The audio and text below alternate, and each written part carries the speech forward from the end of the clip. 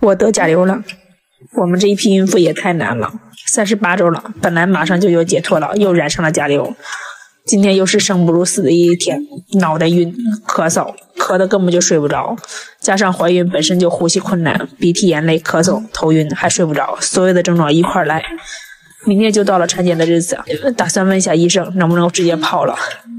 又怕剖了，新生儿再被我传上甲流，新生儿据说还没有办法吃药，真是悲剧啊！这一届孕妇太难了，前一阵刚刚新冠好了，没舒服几天又染上甲流，当时新冠好了，大概1个月都没有力气，吃不下饭去，导致我的体重现在是130斤，孩子已经快7斤了。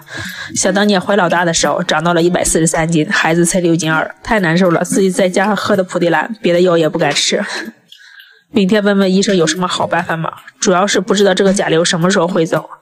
我现在自己已经在屋里不敢出门了，每天吃饭让老公送进来，生怕把家人也给传染了，不知道家人还能不能扛得住。